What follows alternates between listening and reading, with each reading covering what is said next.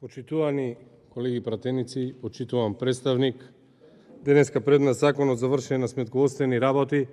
Во интерес на јавноста би сакал да разговарам за неколку аспекти на овој закон, зошто сметам дека истиот е штетен, зошто сметам дека истиот допринесува со целосен хаос. Меѓутоа, пред да започнам, во интерес на граѓаните, работиме овде во собранието во целосно нарушена работна атмосфера. Не можете да дискутирате за закон за сметководствени работи кога сте под притисок, кога ви дофрлуваат, кога довикуваат, кога на говорот на колега пратеник слушате како го прекинуваат. Овде, за жал, за законите немаме ниту теоретска, ниту практична расправа, ниту суштинска расправа. Се сведува на голо политиканство и се сведува на голи навреди, навредување онака како што и гледате овде. Целосно понижување се со една единствена цел да се заштити неспособната влада на СДСМ и ДУИ. И затоа се девалвира ова собрание. Затоа пред собрание токму за овој закон за законот за вршење на сметководствени работи имаме повикување и велат пратениците да ги тргнат настрана личните и партиските интереси и да гласаат против законот. Меѓутоа, тоа вие не само што не сакате да го слушнете, туку кога сакаме да излеземе од говорница и да ви кажеме кои аргументи се против ваквото законско решение, се доведуваме во ситуација да бидеме дополнително понижувани. Ајде да разговараме за законот. Би сакал 2 до 3 аспекти да разговараме. Затоа што, кога донесуваме ваков закон, се повикува фелат, се разговара за права и обврски на субјектите, се води сметка за правниот систем во кој што се донесува законот и се води сметка за буџетските импликации. Како и зошто со законот за вршење на сметководствени работи тоа не е направено? И зошто овој театар се прави токму да се заштити неспособната власт и неспособната влада на Ковачевски, целиот хаос кој што тие успеваат да го увезат овде во собрание преку вакви, би рекол, недовршени и катастрофални законски решенија. Првиот аспект за кој што би сакал да зборувам, се предвидува ново тело за контрола на Институтот за сметководители овластени сметководители, наречено Совет за унапредување и развој на сметководство. Огромна небулоза. Независно тело кое што одговара пред владата, а во него членуваат од Министерство за финансии. И така тие сами на себе си одговараат.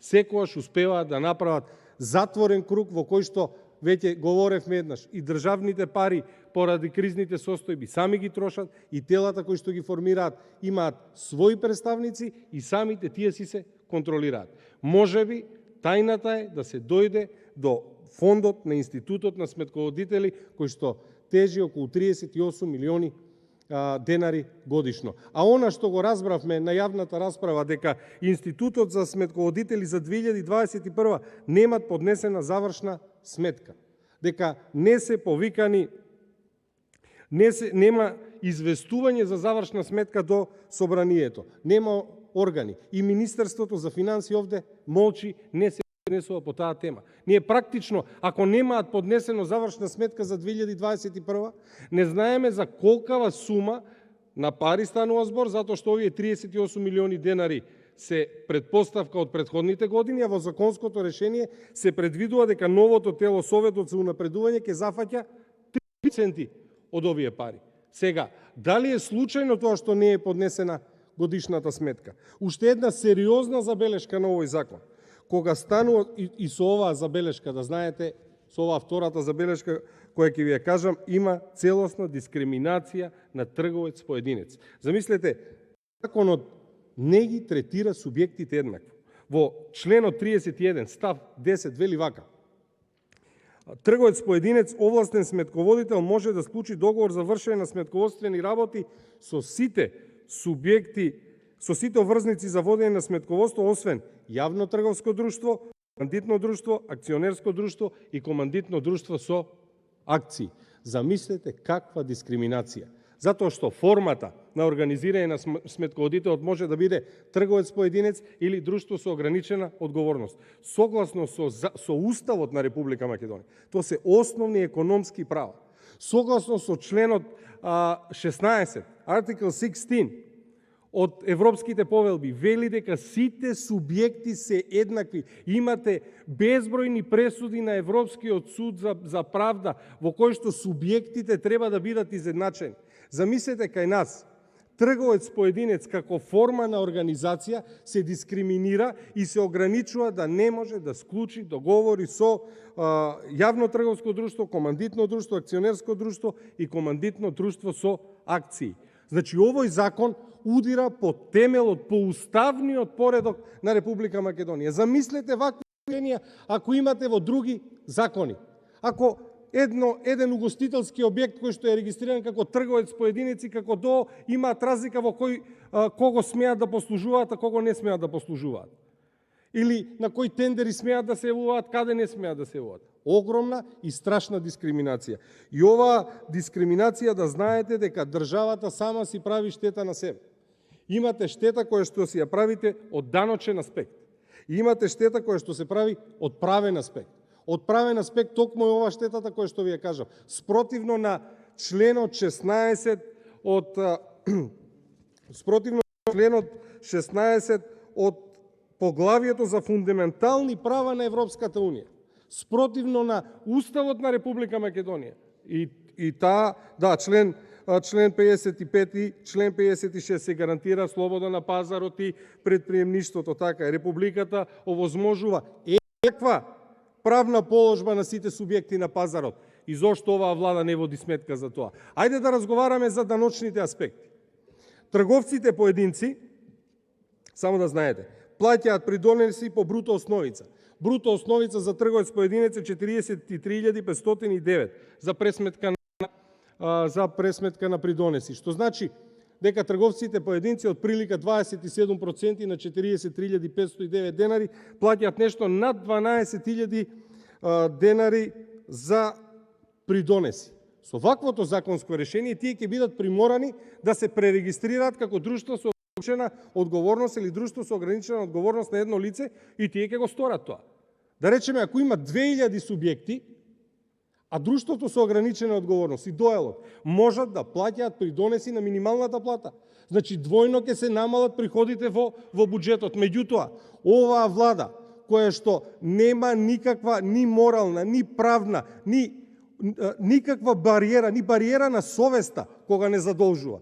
И видовте дека оваа година ќе ја завршиме со долг од 1 милиарда и 350 милиони евра долг.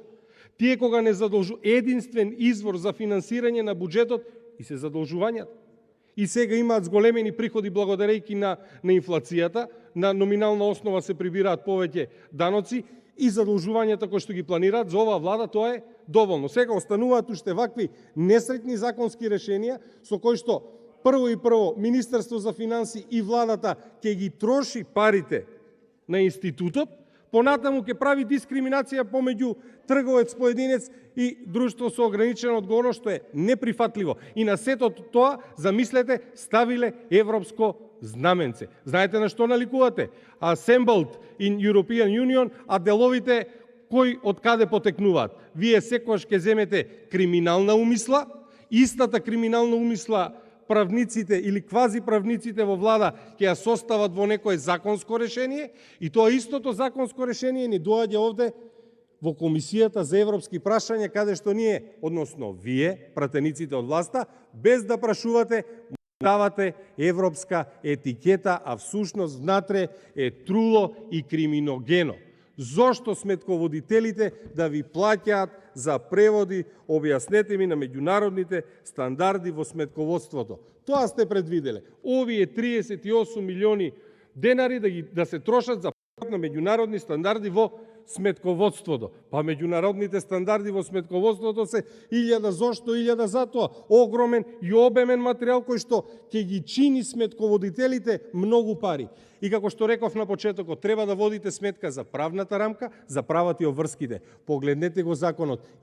само обврски за сметководителите. Немате додадено права. Значи, потврлање на усогласеност со регулативата и внатрешна и европска, имате потврлање кога станува збор за правата и обврските, предвидувате само обврски, и имате потврлање кога станува збор за даночните аспекти со тоа што ќе ги натерате да се пререгистрираат и ќе имате потенцијален пад на приходите кои што ги уплаќаат сметководителите.